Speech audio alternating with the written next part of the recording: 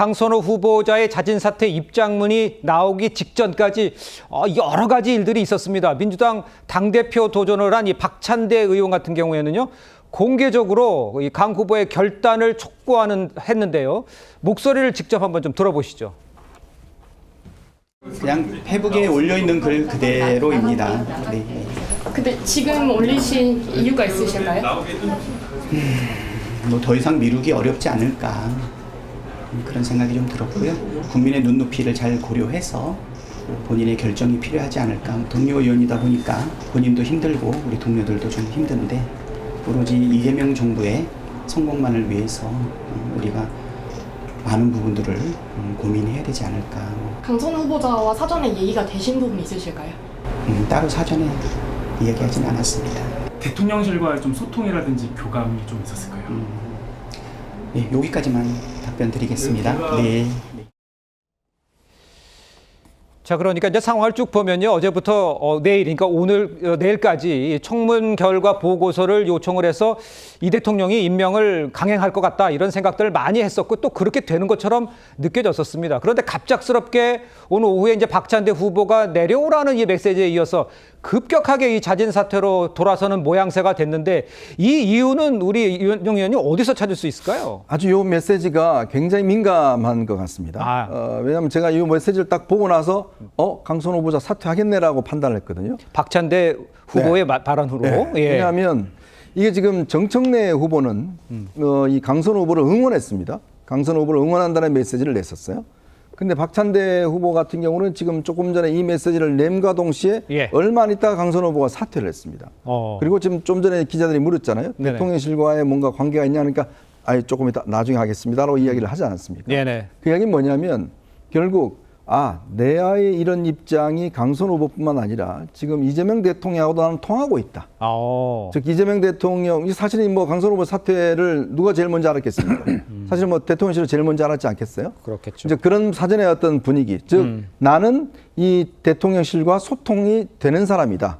라는 의미를 아마 이제 박찬대 후보가 재빠르게 이런 입장을 낸 것 자체는 결국 나는 이재명 대통령의 지지를 받는 이 당대표 후보다라는 것이고, 반면에 사실은 이번에 좀 체면을 구긴 것은 정청래 후보죠. 정청래 후보는 이런 갑질이 나온데 불구하고 강선호를 응원한다라는 메시지를 냈지 않습니까?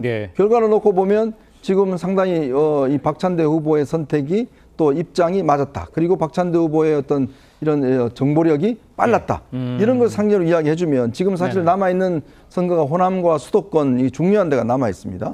지금 수해 때문에 이제 유세는 하지는 못하는데, 자, 그렇다면 이게 결국은 이제 당원들이나 이제 이 권리 당원, 책임 당원들한테 뭔가 이제 이 박찬대 후보는 대통령하고 소통이 잘 되는구나 라는 인상을 주지 않을까라는 그런 판단도 내려봅니다. 알겠습니다.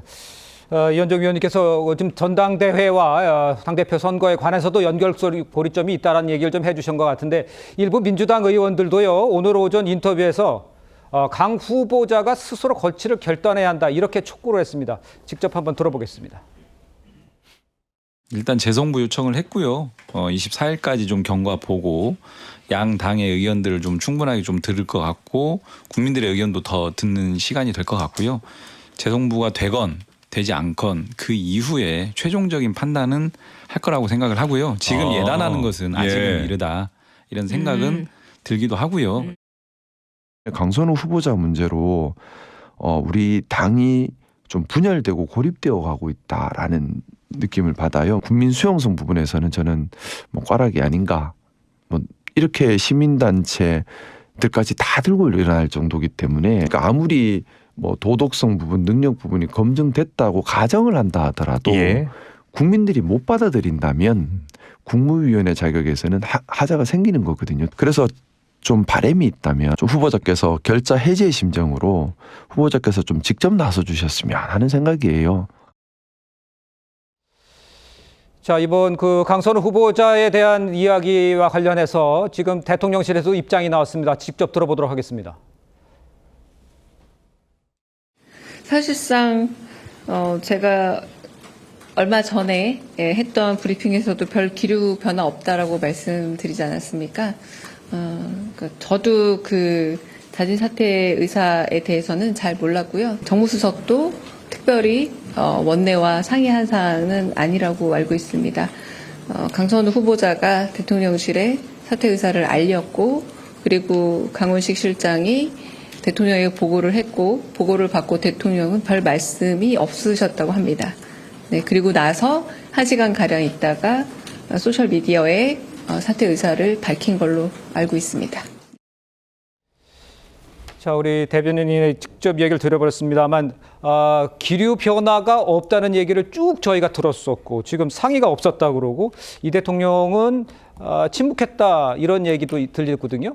글쎄요, 이제 배경적으로 보면 이게 어떤 상황들이 연출되고 꿋꿋이 밀고 갈 것처럼 보였는데 어떤 변화 때문에 이렇게 됐을까? 이렇게 좀 추측을 해보면 어떻게 답을 낼 수가 있을까요? 저는 처음부터 대변인이 기류 변화가 없다라고 하는 것은 무슨 뜻이냐 하면 관건해서 후보를 그만두라고 말하기 어렵다 현역이기 때문에 그 메시지 속에서도 이미 절반 정도는 상당히 그 여론조사, 대통령 지지율도 출렁거리고 실제로 뭐 뒤늦게 나왔는지는 모르겠습니다만은 적합 부적합에 대한 여론도 나빠지는 상황에서는 본인 스스로 결정해 줄 수밖에 없지 않느냐 이런 그 시그널이 저는 이미 있었다고 생각합니다. 대통령실이 현역 국회의원을 모셔다가 후보로 앉혔는데 뭐 하라고 했으나 그 바로 다음에 그만두라고 얘기하기는 참 어렵다. 그런 의미에서 이준석 후보하고는 좀 결이 다른 게 분명히 있었기 때문에 그 말 속에서도 말은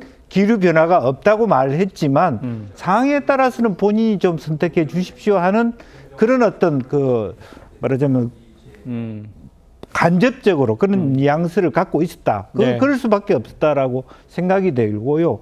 대통령께서도 역시 그만두게 해라 이런 말은 참 하기 어렵지 않았겠냐라는 부분이고 그런 의미에서 애둘러서 당내에서 다른 목소리 또 박찬대 의원의 목소리 이런 것들이 본인의 결정을 하게 만드는 부분이고 핵심적으로는 어쨌든 강선호 후보자도 이 정부를 잘하기 위해서 이재명 정부를 성공시키기 위해서 나름대로 몰입하는 과정이었을 텐데 최종적으로 보면 이재명 정부의 성공을 위해서 본인 사퇴하는 것이 맞다. 이런 결론에 이르지 않았겠나 그렇게 보여집니다. 알겠습니다.